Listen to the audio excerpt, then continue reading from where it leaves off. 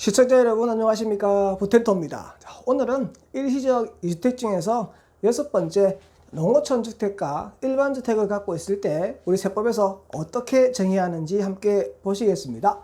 자, 국세청의 집행기준 총 8가지 중에서 오늘 6번째 농어촌 주택과 일반 주택을 가지고 있는 상태에서 일반 주택을 선정하게 되면 소득세법 시행령 155조의 7, 9, 10, 11, 12, 13 이 항목에서 얘기하고 있습니다. 그러면 관련된 법조문 보겠습니다. 자, 155조 7항에 보시니까요.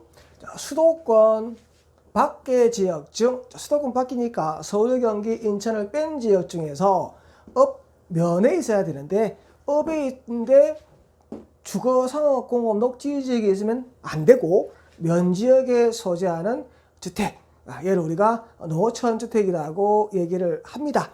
그래서 하나, 둘, 세 번째에서 상속받은 주택이라고 해서 피상속인이 5년 이상 거주하신 수도권 밖의 읍면 지역에 소재하는 주택, 그게 상속받은 농어촌 주택이라고 얘기하는 것이고요.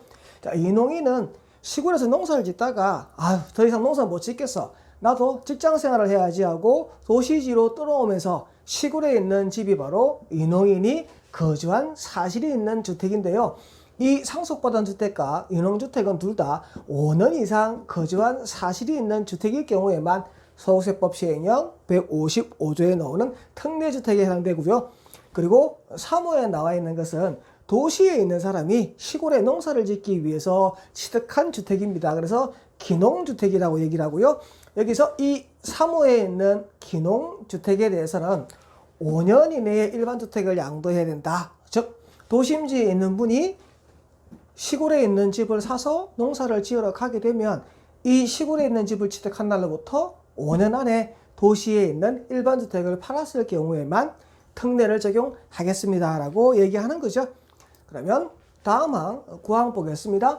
자, 이농주택 제가 설명을 드렸죠. 시골에서 농사를 짓다가 나도 직장생활 좀 해봐야지 하고 도시로 떠나오면서 시골에 남아있는 주택이 바로 이농주택입니다. 그래서 다른 읍면으로 전출하면서 거주하지 못하게 되는 주택, 이농인이 소유하고 있는 주택을 말합니다. 그래서 일반주택이 있고 이농주택이 있다. 그러면 일반주택을 양도할 때는 이농주택은 없는 걸로 본다. 대신 몇 년? 5년 동안 거주한 사실이 있어라고 얘기를 했고요. 그리고 10항입니다. 자, 기농주택이라고 해서 시골로 농사 지으러 가는 겁니다. 도심지에 있는 사람이 시골에 농사 지어 가기 위해서 시골에 사야 되는 집은 9억을 넘어가면 안 돼요. 그리고 토지 면적이 660제곱미터 200평을 넘어가면 안 되고요. 그리고 농사를 짓거나 고기를 잡을 목적으로 취득을 하시는데 대부분 농사를 짓고 가니까 영농 목적이라고 하겠습니다. 1000제곱미터 이상의 농지와 함께 주택을 취득해야 됩니다. 즉 농지만 사도 안 되고 주택만 사도 안 되고 1000제곱미터 이상의 농지와 함께 취득하는 주택이 바로 기농주택에 해당되고요. 근데 먼저 집을 살 수도 있고요. 자, 집을 먼저 취득하고 난 다음에 농지를 사도 되고요. 농지를 사고 나서 나중에 주택을 취득해도 됩니다.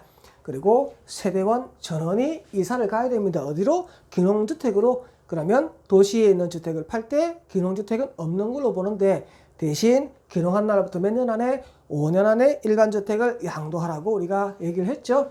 그래서 기농으로 인해서 세대원 전원이 농어촌 주택으로 이사하게 되면 하나의 일반주택에 대해서만 특례를 적용하겠습니다 라고 얘기를 하고 있습니다. 155조 12항 기농주택의 소유자가 기농일로부터 3년 이상 영농영어에 종사하지 아니하거나 그 기간 동안 거주하지 아니하게 되면, 이 무슨 말이냐면 기농주택에 대한 주택의 특례를 적용받으려고 그러면 시골로 기농한 주택에서 3년 이상 살아야 되고요. 그리고 3년 이상 거기서 농사에 종사를 하셔야 됩니다.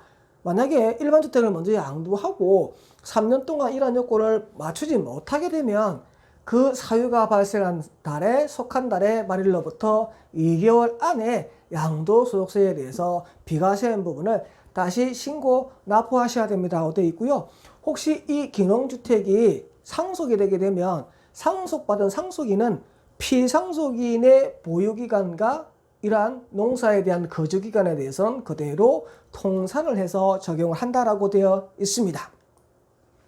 자, 집행기준에서요, 앞에 봤던 주택에 대해서 요약을 하고 있습니다. 자, 상속주택과 인농주택 그리고 기농주택인데 이 주택은 어디 있어야 되냐니까 수도권 밖에 읍면지역에 있어야 되는데 혹시 읍에 있다 그런데 주상공로관에 있으면 안 된다라고 얘기를 했고요. 그리고 상속과 인농주택에 대해서는요, 규모에 제한이 없어요. 하지만 기농주택에 대해서는 9억을 넘어가면 안 되고 대지 면적이 660제곱미터 이내에 있어야 된다라고 얘기했고요.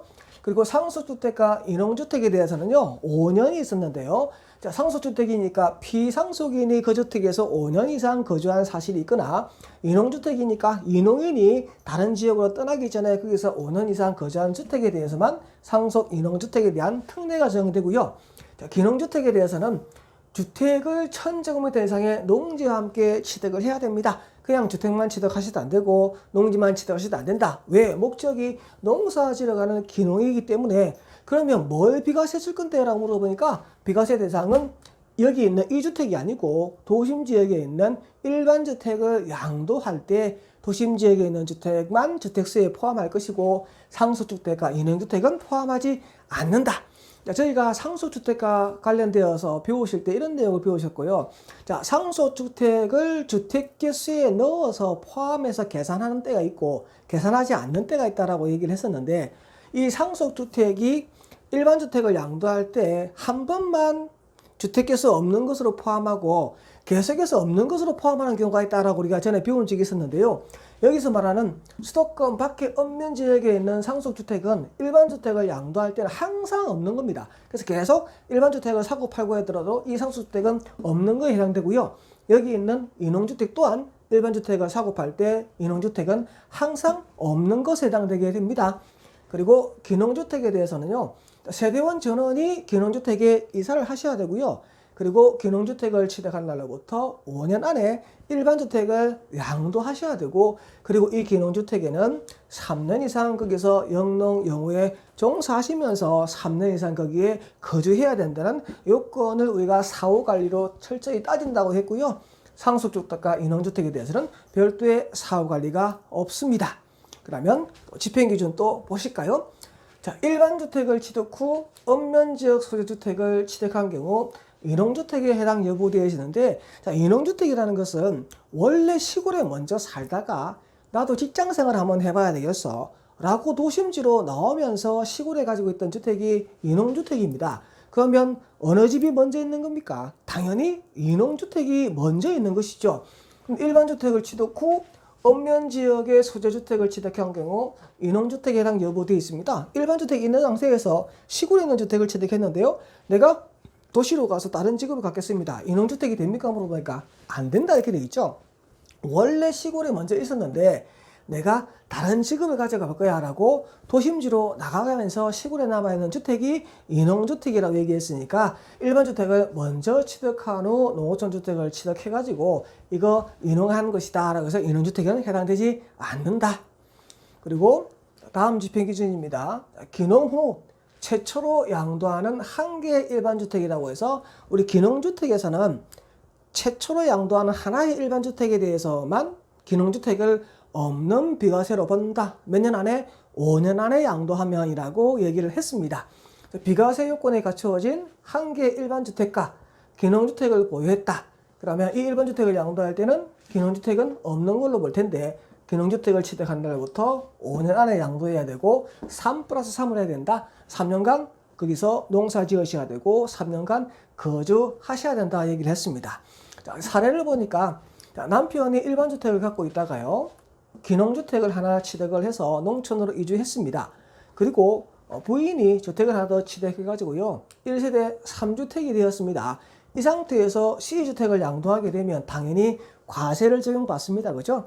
그리고 주택이 2개 된 상태에서 일반주택을 양도하게 되니까 이때는 기농주택이 없는 것에 해당되어서 여기서 양도하는 A주택은 비과세 요건을 갖추었으면 비과세를 적용해 주겠다라고 집행기준에서 얘기를 해주고 있습니다.